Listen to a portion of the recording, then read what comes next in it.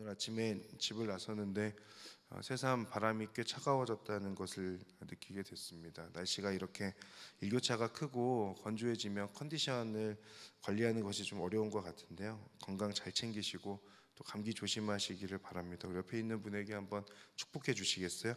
건강 잘 챙기시고 감기 조심하세요 라고 한번 인사해 주십시오. 지난주에는 사도행전 23장의 말씀을 나눴습니다. 사내들인 공회에 참석했던 바울의 모습이었습니다. 대제사장 아나니아를 비롯한 자신을 공격하는 많은 사람들 앞에서 바울은 외칩니다. 모든 선한 양심으로 하나님을 위해 살아왔다. 어떤 상황이든 상관없이 바울의 이 고백과 외침이 저와 여러분에게도 동일한 고백이기를 바랍니다. 모든 선한 양심으로 하나님을 위해 살아왔다. 세상의 어떤 권력 앞에서든 하물며 죽음 앞에서든 우리가 동일한 고백을 할 수 있는 그런 믿음의 사람들, 저와 여러분이 될 수 있기를 바랍니다. 오늘은 24장 전체의 내용을 가지고 함께 나눌 텐데요. 오늘의 본문 또한 바울의 고백을 통해서 우리에게 주시는 그 많은 교훈들을 함께 보려고 합니다. 바울은 예루살렘에서 천부장에 의해서 가이사랴에 있는 벨릭스 총독에게로 보내집니다.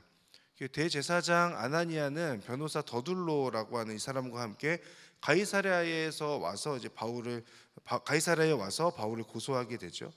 늘 성전을 지키는 사람이 대제사장이었는데 이 사람이 한 1000km 정도 떨어진 곳까지 가는 일은 흔한 일은 아니었다고 합니다. 그만큼 이들에게는 지금 이 상황이, 그러니까 바울을 고소하는 이 상황이 굉장히 중요한 일이었다라고 그렇게 볼 수 있는 거죠. 변호사 더둘로가 총독 벨릭스 앞에서 하는 말이 좀 인상적인데, 각하의 다스림 아래서 오랫동안 태평성대를 누리고 있습니다 라고 그렇게 말하면서 연설을 시작하고 있죠. 당시 벨릭스 체제 안에서 사실 이 유대 민족들은 태평성대를 누리는 것이 아니라 힘든 시간들을 보내고 있었다고 합니다. 그럼에도 지금 변호사인 이 사람이 이렇게 말하는 것은 아첨을 통해서 자신들이 원하는 것을 벨릭스로부터 얻어내기 위함이었다는 것을 우리가 확인할 수 있죠. 1절에서부터 9절의 내용을 보면 이들이 바울에 대해서 고소하는 내용들이 나옵니다. 그 고소하는 내용을 세 가지로 정리해 볼 수 있는데, 첫 번째는 전염병 같은 사람으로 유대 사람들 가운데 이 사람이 지금 폭동을 일으키고 있습니다 라고 하는 이야기고, 또 한 가지는 나사렛 이단의 우두머리라고 하는 이야기고, 또 한 가지는 성전을 더럽혔다 하는 거예요. 그러니까 이 세 가지를 들어서 지금 이 변호사라고 더둘로라고 하는 이 사람이 지금 이렇게 고소하고 있는 그런 장면을 앞에 1절에서부터 9절까지 볼 수 있습니다. 그리고 이 말에, 이 주장에 많은 유대 사람들도 사실이라고 말하면서 지지하는 그런 모습들을 앞에서 볼 수 있어요. 그리고 오늘 우리가 읽었던 10절부터는 총독이 바울에게 이제 너가 말해봐라 라고 하면서 바울이 자신에 대해서 변호하는 그 내용을 담고 있습니다.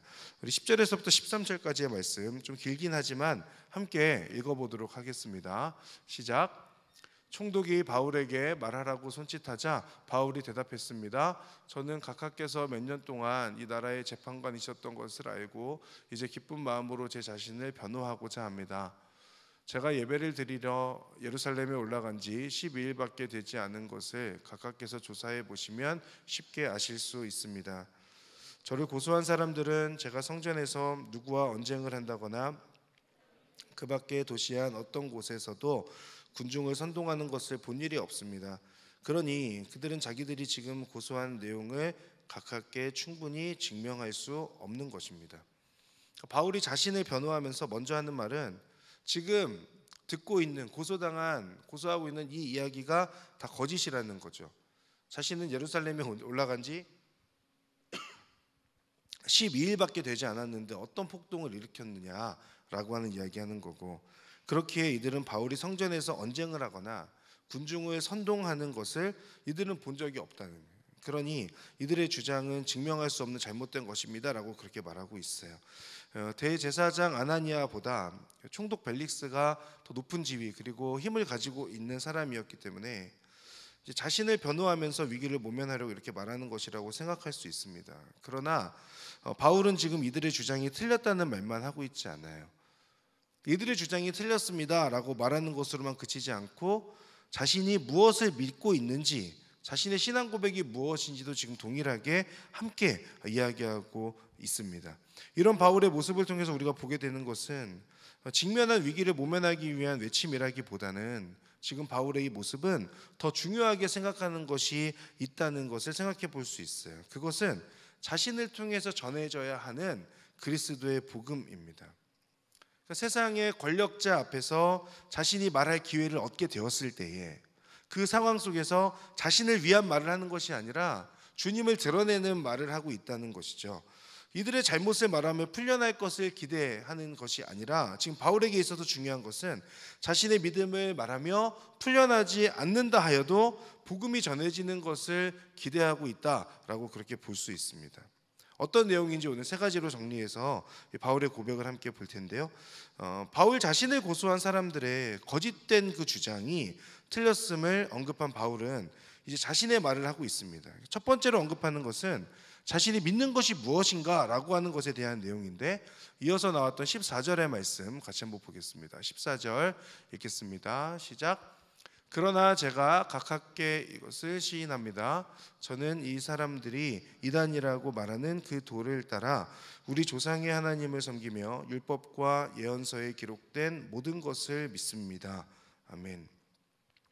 바울은 지금 자신의 목숨을 쥐락펴락할 수 있는 힘을 가지고 있는 벨릭스 앞에서 바울이 하는 말입니다.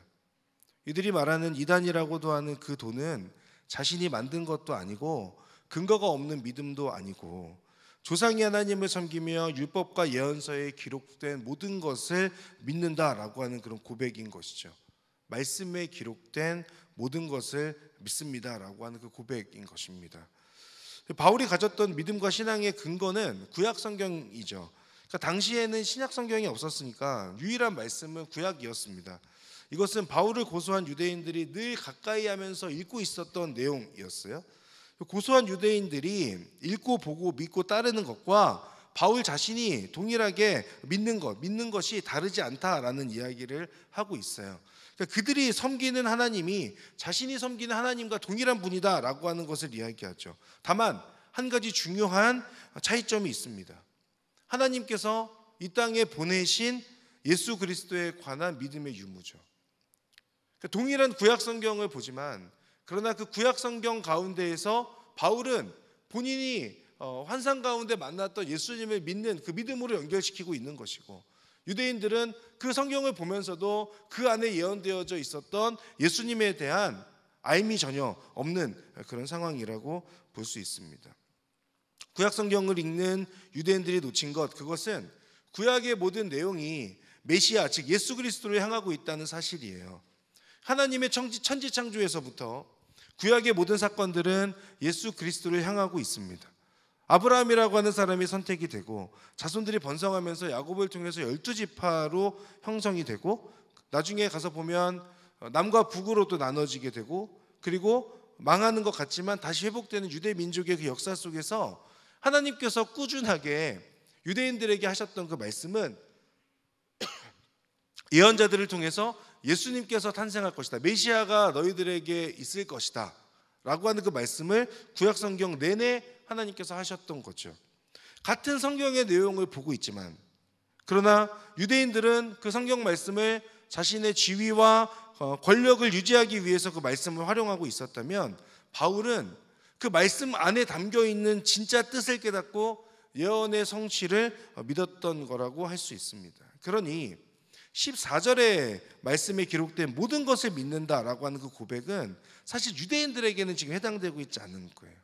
유대인들에게는 예수님에 대한 믿음이 없기 때문에 그렇죠. 여러분, 우리의 고백이 무엇입니까? 성경 말씀이 하나님께서 주신 말씀이라고 하는 그 고백이지 않습니까? 모든 성경은 하나님의 감동으로 우리에게 주어졌다라고 하는 그 디모데후서 3장 16절의 그 말씀을 우리가 믿으며 살아가고 있지 않습니까? 여러분, 이 믿음이 흔들리지 않기를 바랍니다. 성경 말씀을 통해서 우리를 위해 또 우리에게 보내주신 예수 그리스도의 그 은혜를 깨닫게 되는 그 하나님의 은혜가 여러분에게 있기를 바랍니다. 우리에게 선포된 하나님의 그 사랑을 성경을 통해서 알게 되기를 바랍니다. 성경을 통해 하나님은 오늘도 저와 여러분에게 말씀하시고 말씀 속에 담긴 그 하나님의 뜻을 깨달아서 삶 속에서 믿음으로 살아낼 수 있기를 바라고 계세요. 삶의 기준이 성경이 되고 성경의 내용에서 반하는 것이 있다면 아니라는 것을 당당히 외칠 수 있는 믿음의 사람이 될 수 있기를 바랍니다. 아까 기도할 때도 말씀드렸지만 지금 진행되고 있는 1027 연합기도회 광화문 광장에서부터 많은 사람들이 모였다 그러죠. 우리나라 건국 이래 가장 많은 사람이 광화문에 모인다 뭐 그런 이야기들이 있는데 이 연합기도회가 열리게 된 것은 성경의 내용을 거스르는 세속적 흐름에 대한 저항 때문입니다. 성경의 내용을 부정하는 목소리, 성경보다 사람에 대한 존중이 더 중요하다라고 하는 그 목소리, 이것들에 대한 저항 그리고 대항이고 옳은 것이 무엇인지를 주장하는 것이라고 할 수 있어요. 그것을 위해서 사실 전국에서 200만이 모여보자 이런 슬로건을 걸긴 했지만 사실은 몇 명이 모이느냐가 중요하다기보다는 더 중요한 건 그 자리에서 어떠한 내용들이 선포되고 어떤 내용들이 전달되는 것이 아닐까라는 생각을 합니다. 저는 이 1027 연합기도회가 우리 온누리교회가 지금 참여하게 된 그 이유에는 그 어떤 정치적인 목적이 없다라고 하는 것을 전제로 참여하고 있는 것을 이제 담임 목사님 통해서 들었는데 마찬가지로 1027 연합기도회 지금 진행되고 있는 이 시간에 그 집회가 어떤 정치적인 목적을 가지고 진행되는 시간이 아니라 무엇이 성경에서 말하는 진리인지 무엇이 우리가 믿고 가는 것인지 이 세상에서 세속의 흐름에 반대하는 성경이 말하고 있는 것이 무엇인가 참 진리를 선포하게 되고 그 가운데 참여한 이들이 그리고 우리의 모습을 보는 세상의 많은 사람들이 그 모임, 그 집회를 통하여서 성경이 가르치고 있는 참된 것, 진정한 가치가 무엇인지 깨닫게 되는 그런 계기가 되기를 바랍니다. 더 나아가서 이번 연합기도회가 온전히 세상 속에 하나님의 그 은혜와 사랑과 성경의 그 말씀이 온전히 선포되는 그런 시간이 될 수 있기를 바랍니다. 여러분 이것을 위해서 기도해 주시고 단순히 2시부터 5시까지 진행되는 3시간의 집회가 중요한 것이 아니라 그 집회 이후에 세상이 한국교회를 어떻게 볼 것인가 그리고 우리가 전했던 메시지가 어떻게 그들에게 전달되었는가 이것이 더 중요한 거예요. 계속해서 관심을 가지고 기도해 주시기를 부탁을 드립니다. 이어서 말씀을 믿는다고 말했던 바울의 두 번째 고백은 15절과 16절에 나오는데요. 15절 16절도 같이 한번 읽어보겠습니다.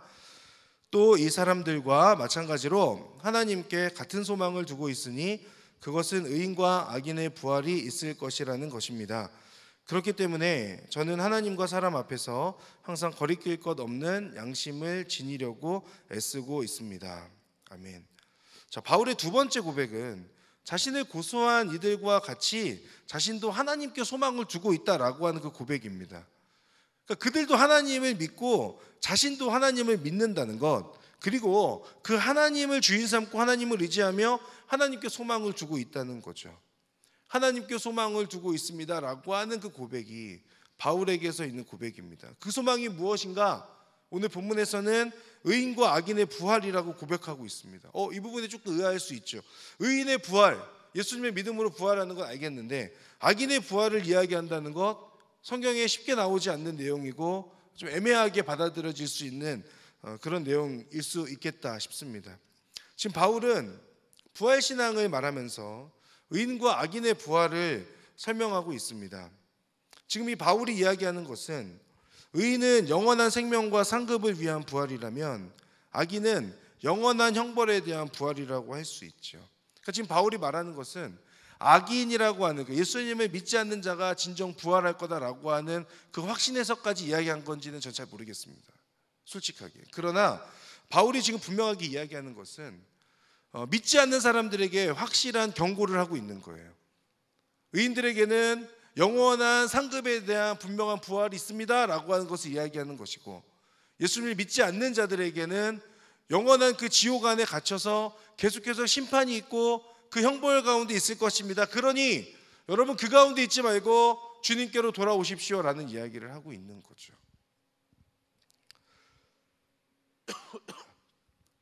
이렇게 말함으로 자신을 고소하고 믿음에 거하지 않는 사람들에게 경고하고 있습니다. 하나님께 돌아오십시오 라는 말을 하고 있는 거죠. 이어서 바울이 하는 말은 하나님께 소망을 두고 살고 있기 때문에 하나님과 사람 앞에서 항상 거리낄 것 없는 양심을 지니려고 애쓰고 있다라고 그렇게 고백하고 있습니다. 의인과 악인의 부활을 믿기 때문에 하나님의 뜻이 무엇인지 계속 궁금해하며 믿음의 선택을 위한 신실한 삶을 살고 있다라고 그렇게 고백하는 것이죠.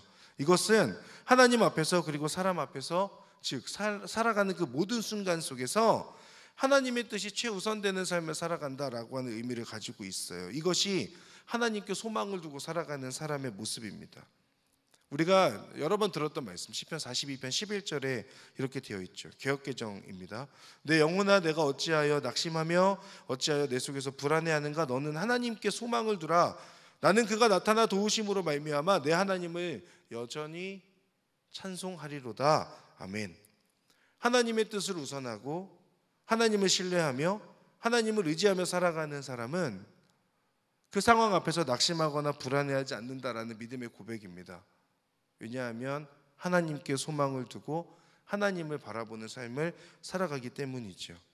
목숨의 위협 앞에 놓여 있는 바울의 고백, 하나님께 소망을 두고 있습니다라고 하는 고백입니다. 이 소망이 어떤 소망인가? 히브리서 6장 19절에는 이렇게 기록하고 있습니다. 우리가 가진 이 소망은 안전하고 확실한 영혼의 닷과 같아서 휘장 안으로 들어가게 합니다.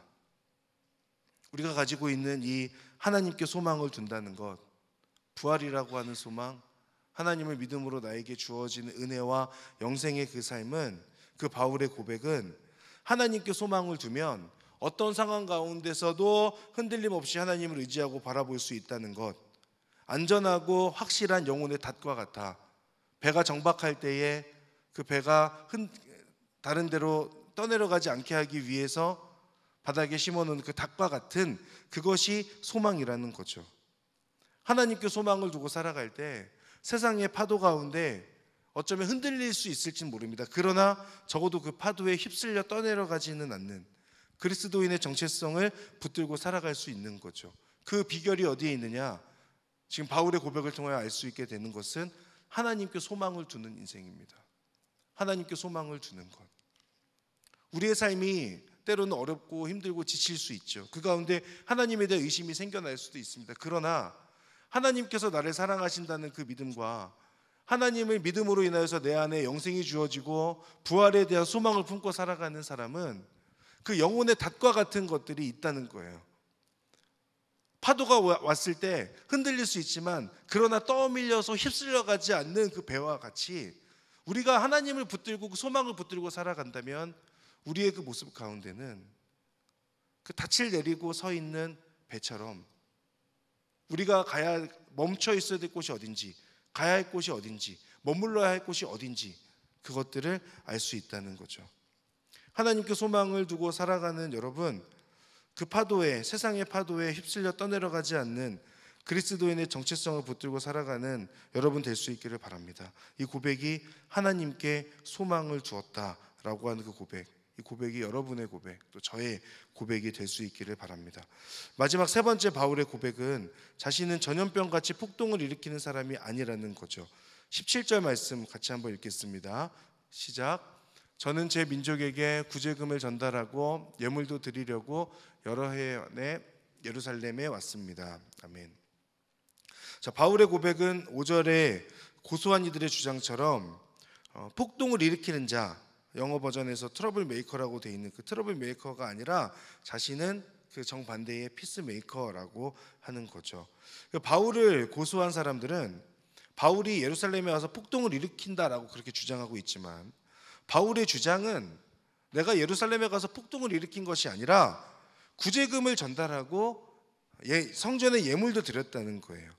그러니까 문제나 폭동을 일으키는 것이 아니라 예루살렘에 있는 가난한 이들의 삶을 돕기 위함이었고 성전에 예물을 드림으로 인해서 재정적인 헌신을 말하고 있습니다. 이를 통해서 예루살렘에 예수 그리스도의 위로와 평안을 전했다라고 말하는 거죠. 여러분, 그리스도인의 삶을 우리가 기억할 때 쉽게 생각하기를 십자가의 삶이라고 이야기하지 않습니까? 저 여러분이 십자가에서 선포된 예수님의 그 사랑을 붙잡고 그 십자가의 삶을 살기로 결단하며 살아가지 않습니까? 그런데 예수님께서 지셨던 그 십자가의 의미를 우리가 잘 생각해야 합니다. 십자가의 의미는 위로는 순종이고 옆으로는 사랑이죠. 위로는 순종, 옆으로는 사랑. 십자가의 삶이란 위를 향하고 옆을 향하는 삶이라고 할 수 있어요. 지속적인 순종의 삶이고 꾸준히 옆을 돌아보는 사랑의 삶이 십자가의 삶이라고 할 수 있습니다. 그렇기 때문에 그리스도인은, 저와 여러분은 세상 속에서 이기적으로 비춰질 수 없는 거죠. 여러분, 예수님을 믿는 사람이라고 말하는데 여러분 주위에 저 사람 왜 그렇게 이기적일까?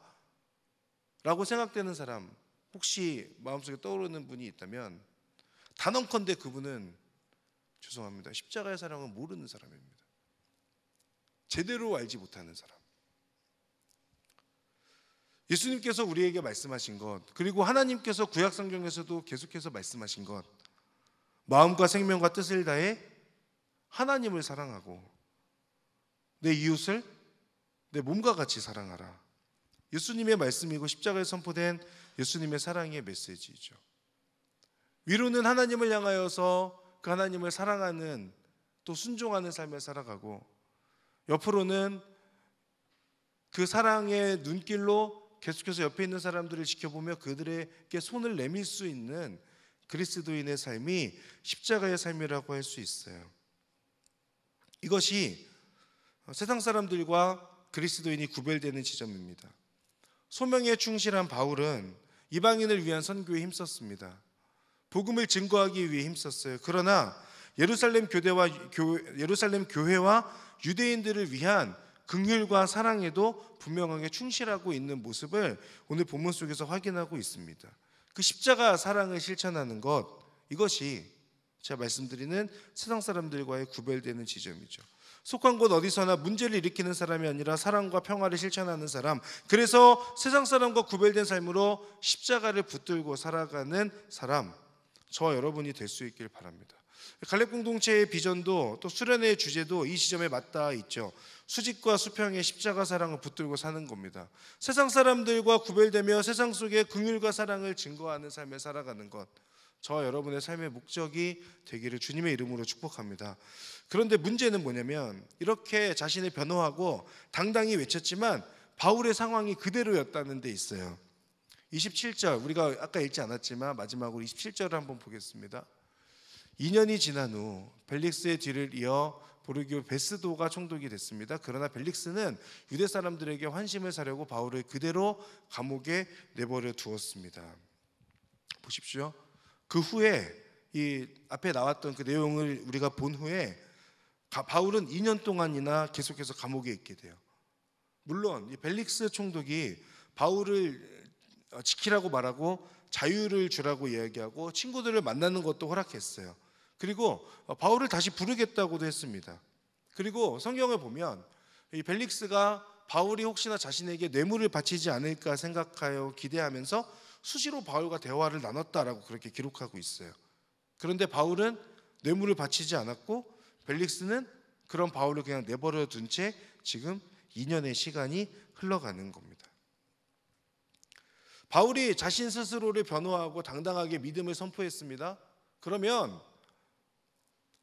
그 문제가 잘 해결될 것 같았다는 기대감을 가지고 있었을지 모릅니다. 그리고 우리는, 성경을 읽는 우리들은, 바울이 믿음으로 살면, 그렇게 당당하게 믿음을 선포하면 성경 말씀을 믿는다라고 그렇게 이야기하고 십자가 사랑을 실천하겠다고 이야기하는 그 바울의 모습 속에서 바울은 그 감옥에서 잘 풀려났겠지, 혹은 지금의 위기에서 잘 해결됐겠지라고 생각할 수 있는데, 그런데 바울에게 돌아온 것은 그 후에 2년 동안의 감옥 생활이었다는 거죠. 그 가운데 바울이 무엇을 했을까? 2년의 시간 동안 무엇을 했을까? 제가 다 알 수는 없지만 저는 그 바울의 마음속에 하나님께 서운하거나 불평하지 않았을 거라는 확신이 들었어요. 극단적인 묵상이 아니라 오히려 바울이라고 하면, 우리가 지금까지 봐왔던 바울이라고 하면, 이 바울은 여전히 내가 감옥 가운데 있지만 그러나 그 가운데 하나님께 원망의 말을 쏟아내는 사람이 아니라 지금 그 상황 속에서 어떻게 하면 나를 통하여 복음이 전해질까? 오히려 벨릭스를 만나게 될 때, 벨릭스가 자신을 부르게 될 때 뇌물을 들고 가는 것이 아니라 복음을 들고 가서 벨릭스와 이야기하는 과정에서 계속해서 자신이 만난 하나님에 대해서 이야기하지 않았을까라는 생각을 해보게 됐습니다. 이 상황을 복음을 전하는 반전의 기회로 삼았을 것이다 라고 하는 그 확신.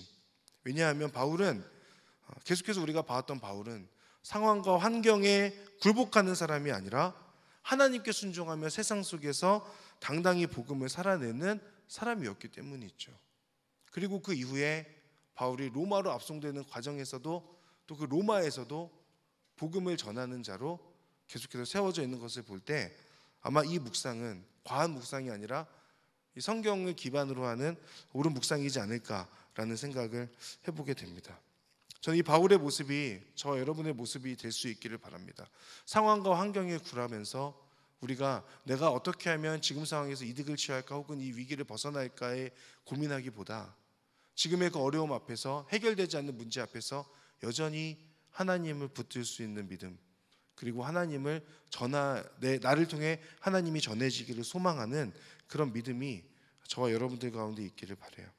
최근에 슬기로운 의사생활이라고 하는 드라마 쇼츠를 하나 보게 됐습니다. 예전에 너무 재밌게 봤지만 이미 잊었던 내용이었는데 엄마 뱃속에서 아이의 심장이 멈춘 슬픔을 당한 산모에 관한 내용이었습니다. 그리고 그 내용의 그 마지막에 이런 문구가 나옵니다. 때때로 불행한 일이 좋은 사람들에게 생길 수 있다라는 그 문구를 딱 보는 순간 이번 주 설교를 엄청 고민하고 있던 저에게 바울이 그랬을 수 있겠다는 생각이 들었어요. 이 글을 보며 바울이 생각났던 것은 어쩌면 우리가 보거나 세상이 볼 때 바울이 겪었던 그 2년의 감옥 생활은 불행한 일일 수 있죠.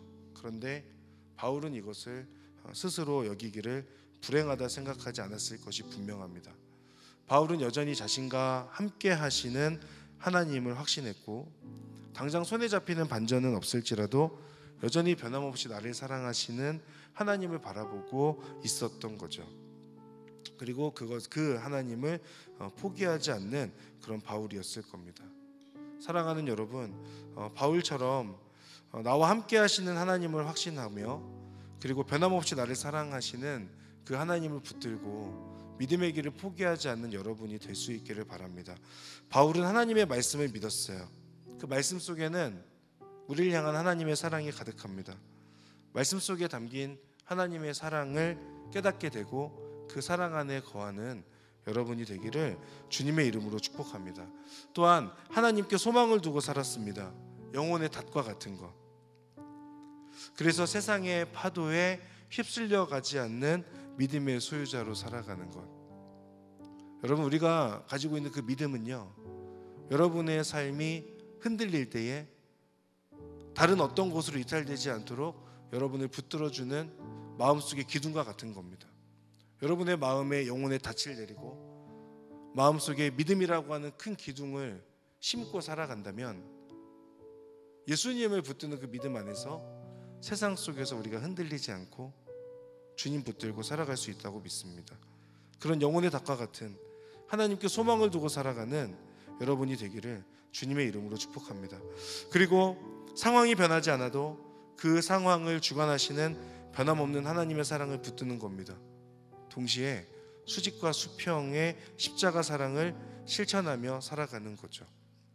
이기적이지 않은 모습으로 세상 사람들과 구별된 삶을 살아가는 것.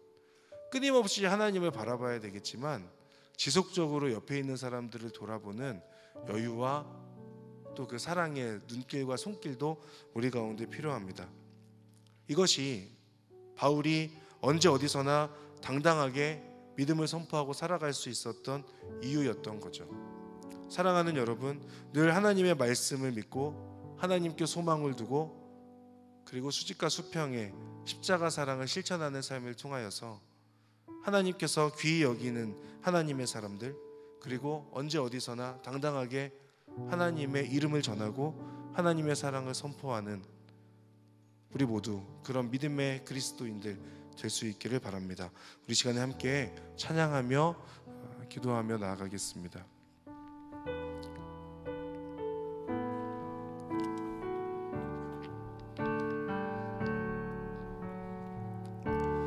주님 내 길 아시네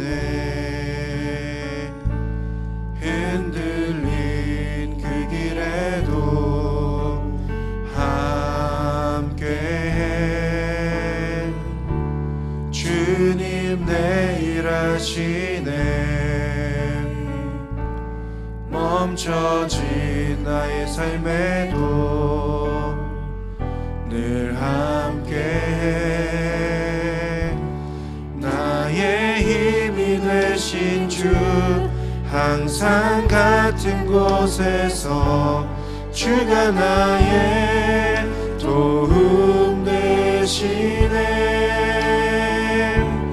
나의 길이 되신 주 변함없으신 계획 주가 나의 모든 걸음 되시네. 주님 내 길 하시네. 주님 내 길 하시네.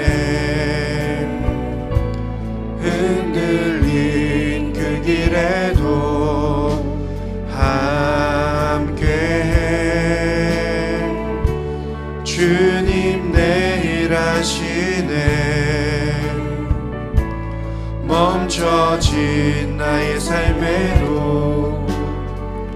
네, 우리 한 번 더 고백하겠습니다. 주님 내 길 하시네. 주님 내 길 하시네. 흔들린 그 길에도 함께해. 주님 내 일 하시네. 멈춰진 나의 삶에도 늘 함께해.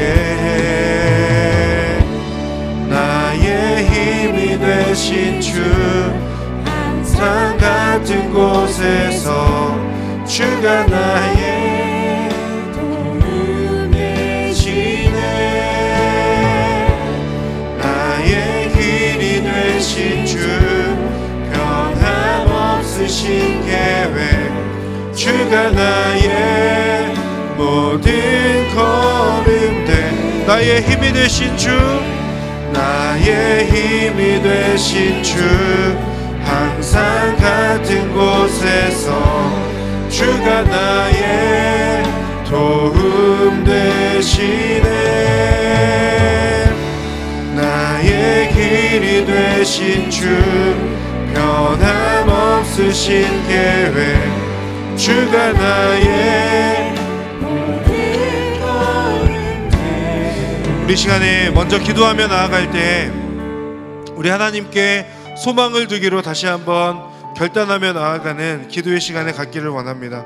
내 영혼아 내가 어찌하여 낙심하며 어찌하여 내 속에서 불안해하는가. 너는 하나님께 소망을 두라.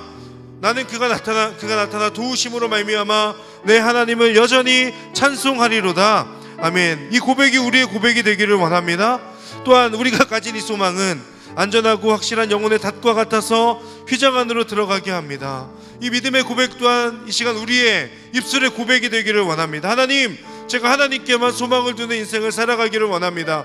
그 소망을 붙들고 하나님 영혼의 닻을 내린 인생, 그로 인하여 흔들릴지라도 세상의 흐름에 세상의 파도에 온전히 휩쓸리지 아니하고 하나님의 이름을 증언하고 하나님을 온전히 붙드는 그런 믿음의 삶을 통하여 하나님께 영광 돌리는 삶을 살아갈 수 있도록 주님 인도하시고 함께하여 주시옵소서. 하나님, 하나님께만 소망을 두는 인생 될 수 있도록 은혜 내려 주시옵소서. 우리 시간 주여 한번 부르며 하나님 앞에 함께 기도하며 나가겠습니다. 주여, 사랑하는 하나님, 하나님께만 소망을 두는 인생을 살게 하여 주시옵소서. 아버지 하나님을 붙들고 하나님 바라보는 믿음으로 하나님의 이끄심을 따라가기를 소망합니다. 내 영혼아 내가 어찌하여 낙심하며 어찌하여 내 속에서 불안해하는가. 너는 하나님께 소망을 두라. 그가 나타나 도우심으로 말미암아 내 하나님을 여전히 찬송하리로다. 하나님의 이름을 찬양합니다. 주님의 이름을 찬송하며 나아갑니다. 하나님께서 인도하시고 함께하여 주심으로 인하여 하나님을 붙들고 하나님을 바라보는 주님 인도하시고 함께하여 주시옵소서. 내가 가진 이 소망은 안전하고 확실한 영혼을 갖고 휘장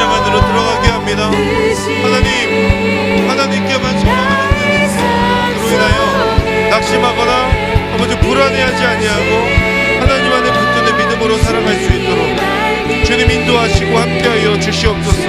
하나님의 은혜를 간절히 사모합니다. 아버지를 바라보며 하나님 온전히 말씀을 대할 때 내 안에 온전한 믿음이 주님께서 인도하시고 함께하여 주옵소서. 하나님 바라보는 믿음으로 나아가는 귀한 하나님의 사람들이 될 수 있도록 인도하여 주시고 아버지 하나님의 이름을 증언하며 나아갈 때 아버지 하나님 믿고 살아갈 수 있도록 주여 인도하시고 함께하여 주시옵소서.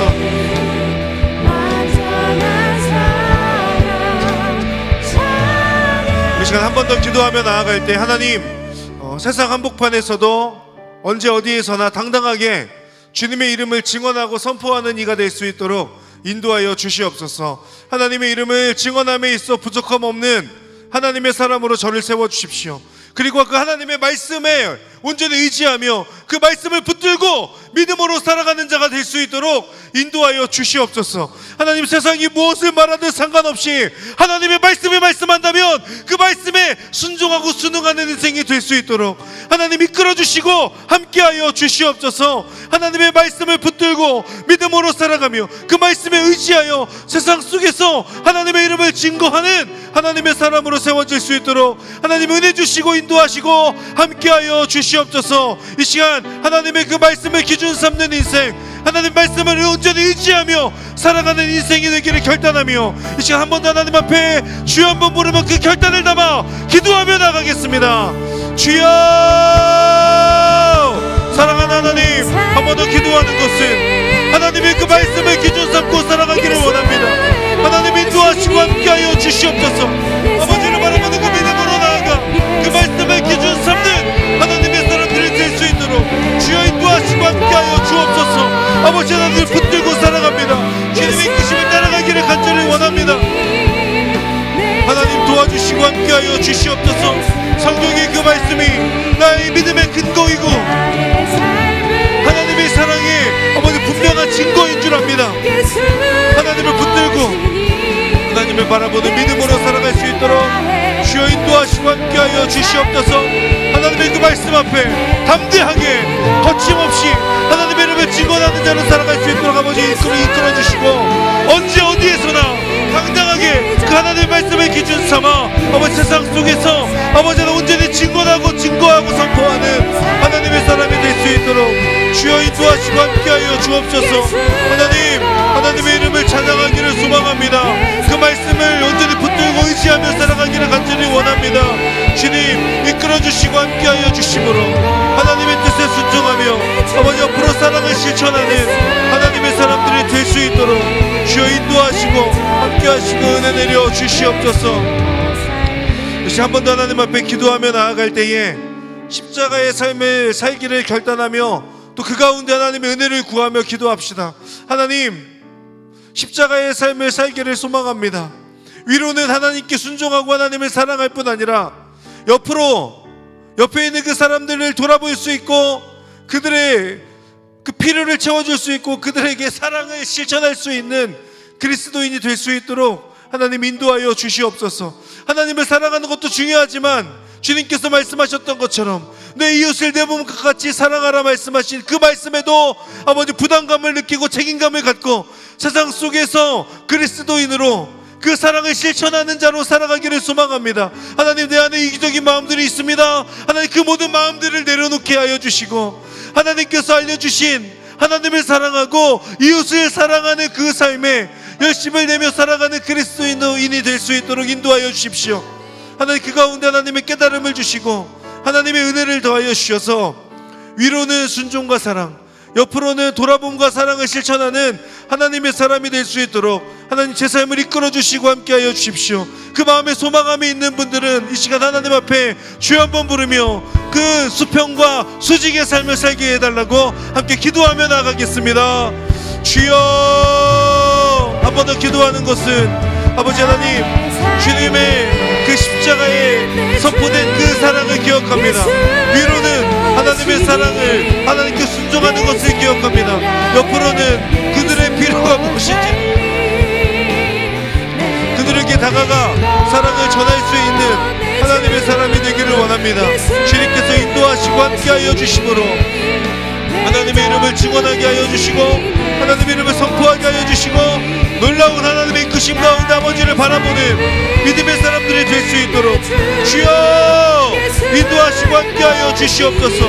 놀라운 하나님의 뜻 안에 거하기를 소망합니다. 주님께서 홀로 영광 받아주시고 하나님의 이끄심을 따라가기를 원하오니 주님의 인도하심 속에 아버지 하나님을 바라보며 수직과 수평의 삶을 실천하는 하나님의 사람들이 될 수 있도록 주여 인도하시고 함께하여 주시옵소서.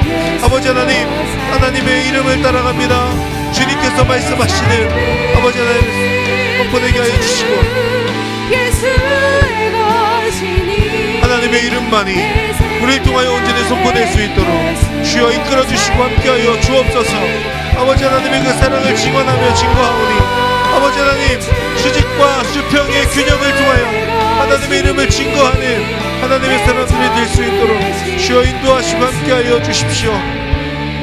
이 시간 마지막으로 이 세상을 위하여 중보하는 시간을 갖겠습니다. 하나님, 세상 속에 너무나도 많은 다수의 사람들이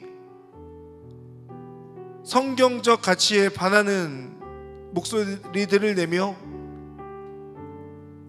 교회와 그리스도인들과 성경과 하나님이 틀렸다고 말합니다. 하나님, 이 세상을 긍휼히 여기시고 불쌍히 여겨 주시옵소서. 하나님의 그 사랑을 모르는 자들에게 하나님의 사랑이 증거되도록 하나님 이끌어 주시고 인도하여 주시옵소서.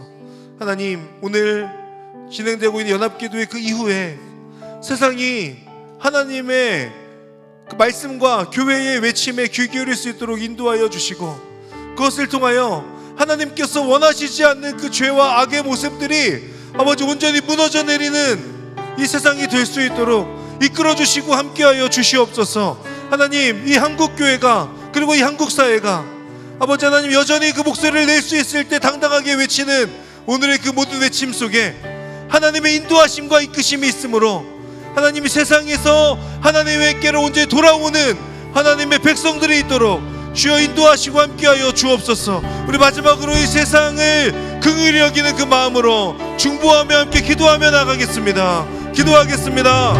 사랑하는 하나님, 하나님의 그 마음으로 이 세상을 긍휼히 여겨주시고 세상에서 여전히 하나님을 모르고 살아가는 이들에게 하나님의 이름을 알게 되고 하나님의 그 사랑을 깨닫게 되는 은혜가 있도록 주님 이끌어주시고 함께하여 주옵소서.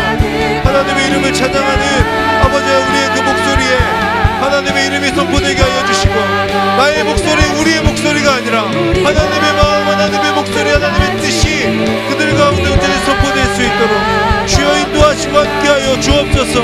아버지 하나님을 바라봅니다. 주님께서 함께하심으로 하나님의 은혜와 뜻과 하나님의 역사를 간절히 구하며 나아가는 그 모든 배 가운데 하나님의 인도하심을 함께하여 주셔서 그 이후에 아버지 세상이 교회에 귀를 기울이고 하나님께로 돌아오는 백성이 될 수 있도록 주여 인도하시고 함께하여 주시옵소서. 하나님을 바라보는 믿음으로 나아가는 삶이 될 수 있도록 주여 인도하시고 함께하시며 은혜 내려 주시옵소서. 사랑하는 하나님, 세상의 권력 앞에서도 당당하게 하나님의 이름을 증언하고 증거하였던 바울의 모습처럼 언제 어디서나 당당하게 하나님의 말씀을 또 하나님의 그 뜻을 세상 가운데 온전히 전할 수 있는 믿음의 사람들이 될 수 있도록 인도하여 주시옵소서. 그 가운데 그 하나님의 말씀을 기준 삼게 하여 주시고 그 말씀을 기준 삼은 그 믿음으로 말미암아 세상 가운데 나아가 세상 속에서 그리스도를 당당하게 외칠 수 있는 그리고 수직의 그 사랑과 수평적 사랑을 온전히 실천하며 나아가는 하나님의 사람들 우리 모두가 될 수 있도록 인도하시고 함께하여 주시옵소서. 그렇게 역사하시고 도와주실 하나님의 이름을 찬양합니다. 감사드리며 예수님의 이름으로 기도합니다. 아멘. 우리 하나님께 한번 박수로 영광 돌리겠습니다.